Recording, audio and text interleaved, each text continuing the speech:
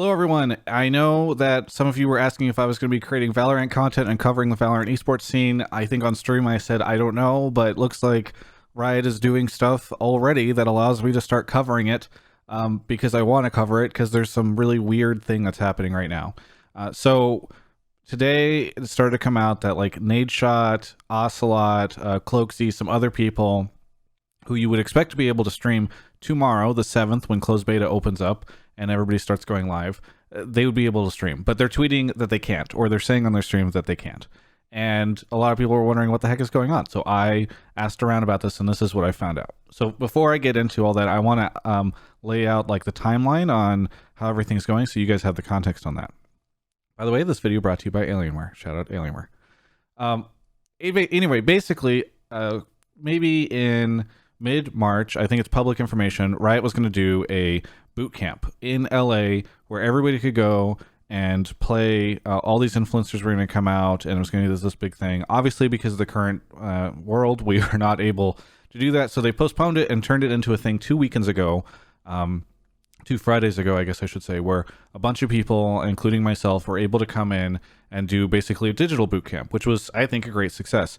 Everybody got access to the game, got to play it, and then they would do these sessions where you could talk to the devs about stuff. There was a big Discord where everybody could talk to the devs about it. I think it was a huge success. It was a great event. I give Riot huge props for it. A ton of people had access to it, and I just think it really set the tone for an amazing launch for their game, because basically everybody was super hyped about it and just how transparent and open they were with it. So I give them a huge A+ for that. And Riot, during this time, because it was a Friday, Saturday, Sunday, and like all the presentations were on Friday, they said, hey, everyone can capture the footage of the game that you're playing. That's what I streamed the other day, and I've got a video up on my YouTube channel showing that. And so you were able to capture this gameplay footage, and they said, hey, you're going to be able to show this in 1 week. So essentially last Friday, that's why you saw a bunch of streams go live. If you were watching any Valorant content, I think probably everybody did a good job, hopefully, of telling everybody that like this was recorded and the servers are down, so nobody can be doing live gameplay. So no, there's been no live gameplay streamed yet, as far as I know. So this kind of mirrored a traditional media embargo situation, right? Like for years and years and years, decades even, you know, in the video game world, you could go and play games, test stuff out, talk to devs, and you would be able to capture some footage, create some content, and then on a single day at a single time, everybody could go live with all this content. So they kind of brought that model to the influencer world, and they embargoed all these influencers and all this stuff. Now, at the same time, for a while, esports teams, this is what I have heard, were told, hey, you're going to get access to this too. I think they gave every org something like 20 beta keys or whatever. And they said, you can start streaming it on the 8th. Now, this is weird because they told all of us closed beta would come up on the 7th and everyone could start streaming on the 7th. And where this gets complicated is, so then it was going to become this weird thing where like esports teams could start streaming on the 8th. Everybody who had access through the influencer thing or got keys dropped, because remember, keys were dropping on Twitch on last Friday. So if you got a key drop, you can stream it. If you had access because you were invited as an influencer, you could stream it, but esports teams couldn't stream it until the 8th.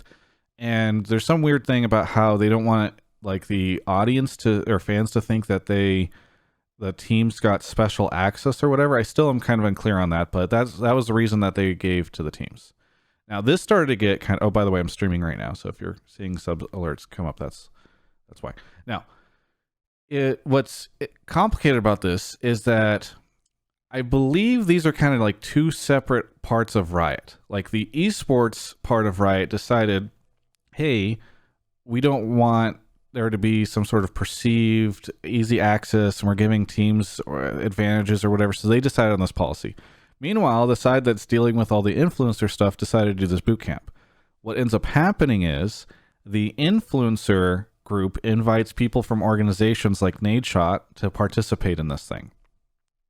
So then it gets really complicated, where you've told esports orgs they're not allowed to stream until the 8th, and yet you've also told certain people within esports orgs they're allowed to stream on the 7th. So all this stuff started to come to a head when Riot went and looked back and realized, like, okay, this is a mess. So then they retroactively went back to people who they had told you could stream on the 7th and said they had to stream on the 8th. So that's what's happening, and I think it's really stupid. Let's take a look at this comment. So this happened less than an hour ago. I'm gonna read it here. Hi everyone, this is Kazra from Riot. I lead strategy on Valorant Esports. So this is person in charge of Valorant Esports. This is kind of what I'm talking about, the difference between esports and an influencer group. Wanted to pop in to clarify a few things around this. This is on Nadeshot saying he can't stream Valorant. One of our goals with Valorant was to ensure all esports orgs around the world received access to the game at the same time when technically possible, so that we didn't create a competitive advantage both across teams and across regions. By the way, hang on, I'm just going to pull this down for a second. Wait, where's my overlay? Where is it? Okay, here we go. One day is going to give you a competitive advantage. Anyway, so this meant that we gave each team access to closed beta at the exact same day, April 7th, with the same number of accounts, the 20. Yeah, and by the way, this is also what's confusing, is people get access and can start playing it tomorrow, the 7th, but they can't stream it until the 8th. Okay.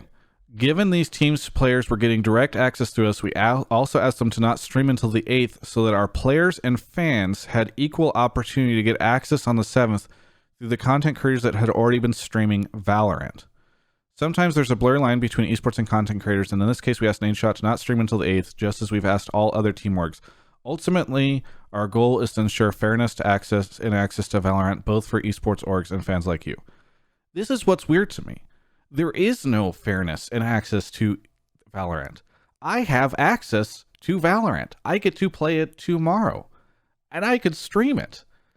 Other people don't have access to it. Some people have access to it and can't stream it until the 8th, like Nadeshot. There's no fairness in this situation.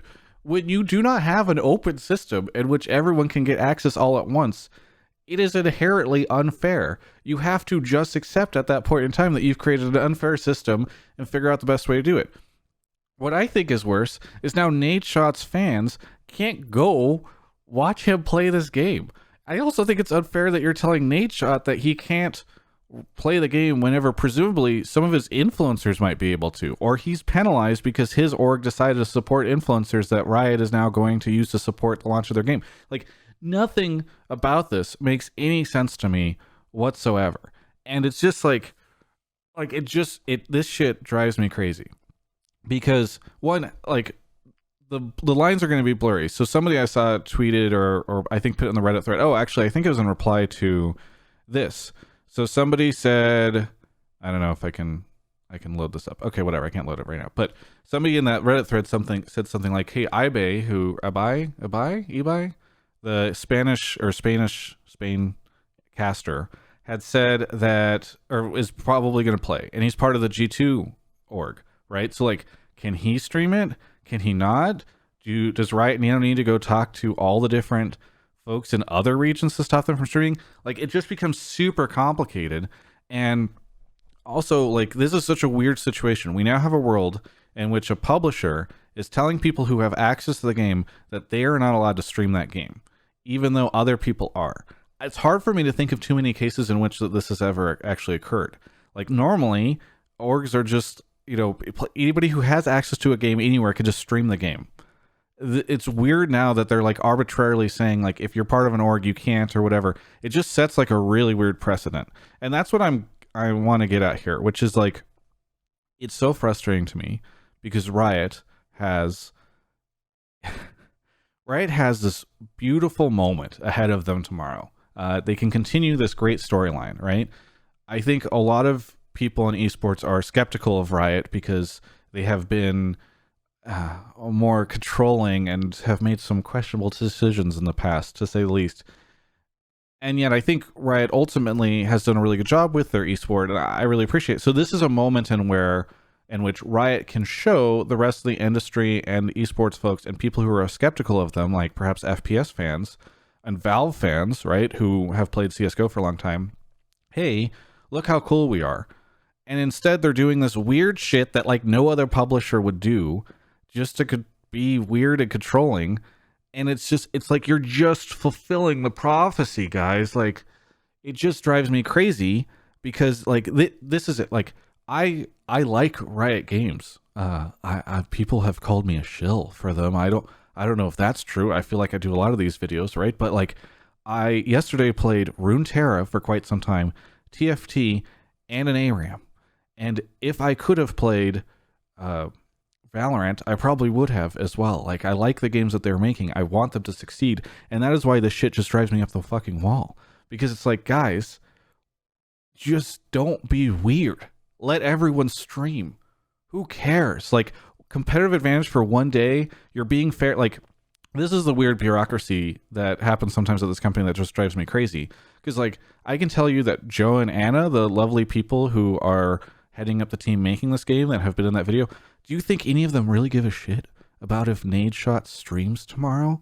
Like, well, we've got this great closed beta launch day, but we got to make sure that Nadeshot doesn't stream because that would be unfair. Like, it's just, this whole thing feels disrespectful to me because it's going to become this weird to the devs that have worked on this game for so long, because now they're like really hyped day around closed beta launching that should be like a moment of celebration for them is going to become marred by the fact that like now everyone's talking about this other weird distracting thing, and people who are not familiar with Riot or like this is their first time experiencing this are now going to do that. Also, it's so disrespectful to the organizations that have paid so much money to get access to your LCS and to partner with you, to tell them like, we have to make sure that you're not treated special. So all these other influencers are going to be treated special and you're not going to be, like, in part because you have partnered with us previously. Like, it just, let me just, this picture, this is just such a good example of Riot sometimes, where like you have created this great game that is getting like universal acclaim from the people that have played it.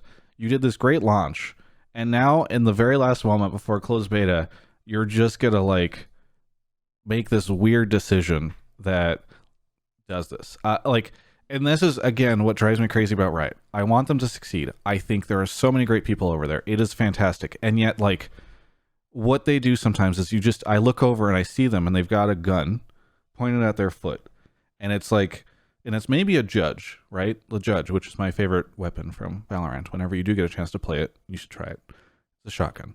And you're like, please don't shoot yourself. Please, you're great, everything. And they just shoot themselves straight in the foot. And if it's the judge, by the way, they don't get that foot back. This is a shotgun. It does a lot of damage from my experience with it.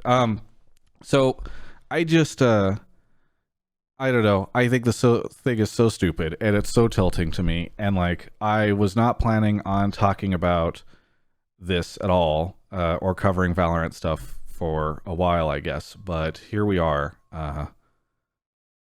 I think Riot should just, like, this is going to mar their closed beta. Just let Nadeshot and everybody else streams. Who really gives a shit? I don't care. Do any of you care? Just let them stream. Anyway, thanks for watching.